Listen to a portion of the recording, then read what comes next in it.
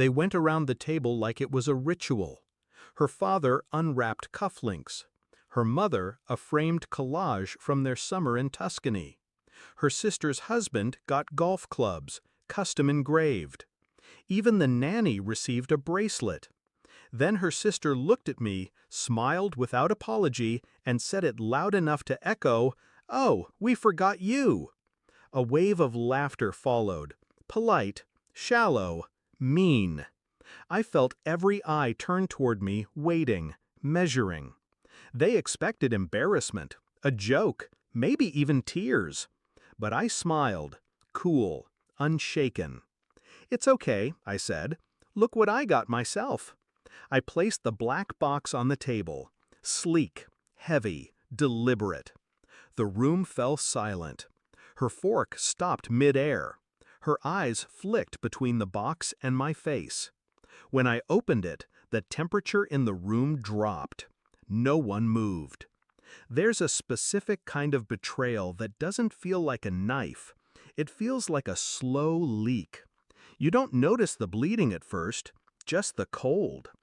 It started with the jokes, the way her family laughed at me like I was the stray she brought in.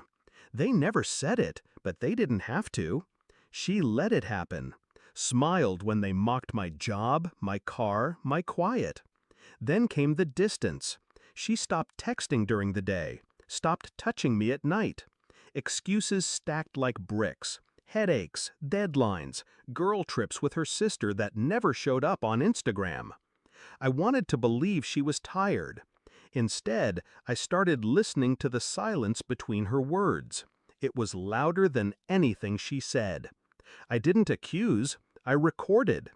Her phone backed up to a shared cloud. She forgot to log me out months ago. Photos, messages, voice notes. I didn't go looking for evidence. It found me. A dinner receipt, 2 plates, wine, dessert, downtown, the night she told me she was with her sister at the spa. A selfie in lingerie, sent to someone named E. My brother-in-law's name is Evan. I tested the air between them next time we met. Too much eye contact, too little shame. That was enough. I hired someone. Quiet, professional, background checks, surveillance, GPS logs. And then, results. Hotel rooms, weekend getaways, a burner phone. Every click of the camera shutter confirmed what I already knew. I'd been turned into the punchline. But I wasn't laughing. I waited for her to leave for yoga. She always left her laptop open. It was there. Emails, bookings, even photos. Her in a hotel robe, holding champagne. Evan behind her, half-dressed, grinning. She'd forwarded the pictures to her sister. The subject line read, "Just like we planned." Planned. Like I was an obstacle, a joke.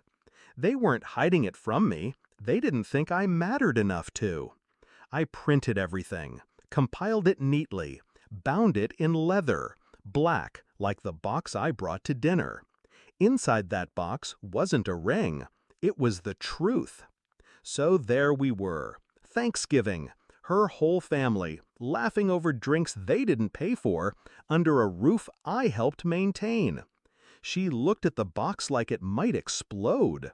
"What is that?" she asked, half laughing, half afraid. I turned it toward her, let her lift the lid herself. Inside, the report, the photos, the screenshots, and one neatly folded envelope.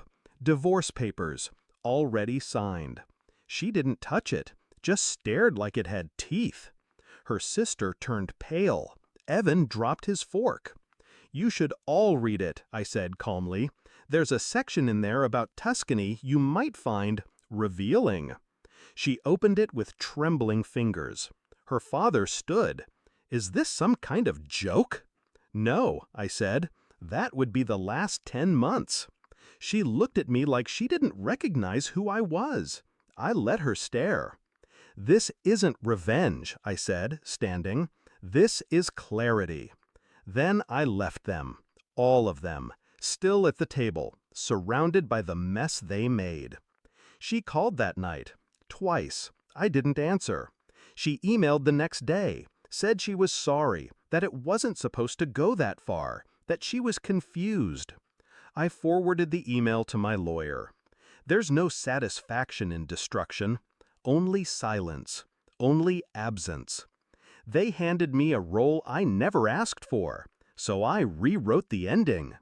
And I didn't need their gifts. I gave myself the only thing they never could: freedom.